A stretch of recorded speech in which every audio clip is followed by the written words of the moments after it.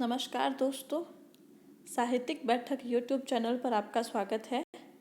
आज हम बात करेंगे आचार्य रामचंद्र शुक्ल हिंदी साहित्य के इतिहास में प्रकरण नंबर 1 रीतिकाल का सामान्य परिचय।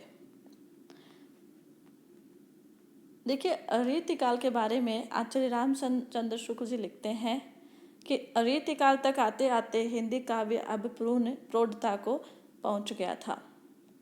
इससे पहले कृपाराम तक थोड़ा बहुत रस निरूपण हो चुका था, किंतु काव्य रीति का सम्यक समावेश पहल आचार्य केशव ने ही किया।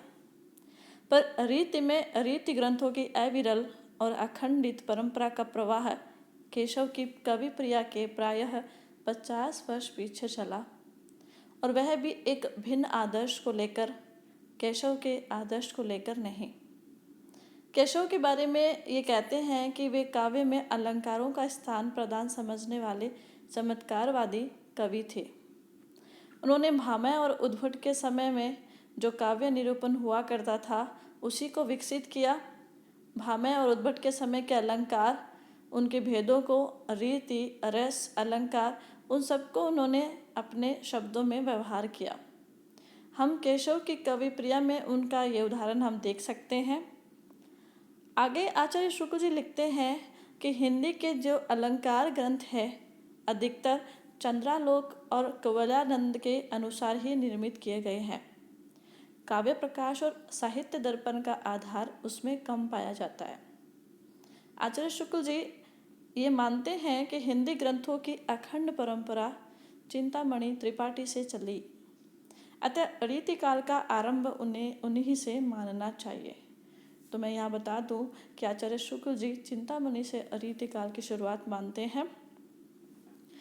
वो लिखते हैं कि चिंतामणि ने काव्य विवेक, कवि कुलकल्पतरु और काव्य प्रकाश ये 3 ग्रंथ लिखकर काव्य के सब अंगों का पूरा निरूपण किया। उन्होंने पिंगल या छंद शास्त्र पर भी एक पुस्तक लिखी थी।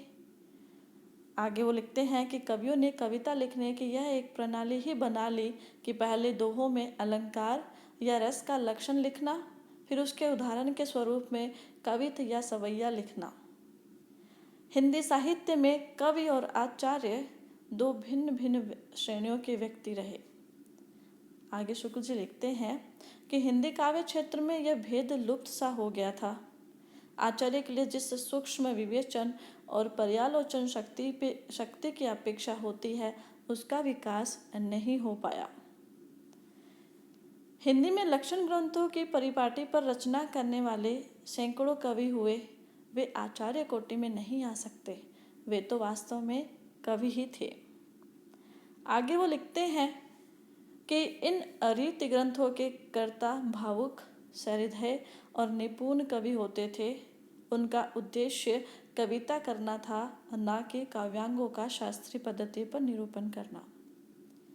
उनके द्वारा एक भारी कार्य यह हुआ कि रसों और अलंकारों के बहुत ही सरस और हृदयग्राही उदाहरण उन्होंने प्रस्तुत किया। आगे वो लिखते हैं कि रीतिकाल में एक बड़े भारी अभाव की पूर्ति हो जानी चाहिए थी। वह थी उस समय की भाषा।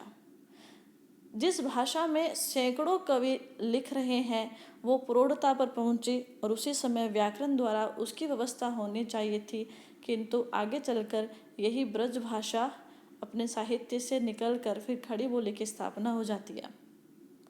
यहाँ पे वो लिखते हैं केशवदास का एक कथन देकर कि तुलसी गंग दुबो बहे सुकविन के सरदार, इनके काव्यन में मिली भाषा विविध प्रकार। देखिए, इन्होंने इन सब का जो चित्रण किया है उनके पीछे उनका आधार सिर्फ इतना ही था कि वो चाहते थे कि इसमें रीतिकाल के आने तक रीतिकाल की क्या आधार बन चुका था, वो किस प्रकार का साहित्य लिखने लगे थे। आगे चलकर हम विस्तार से इस पर बातचीत करेंगे। ये सिर्फ रीतिकाल का सामान्य परिचय था। धन्यवाद।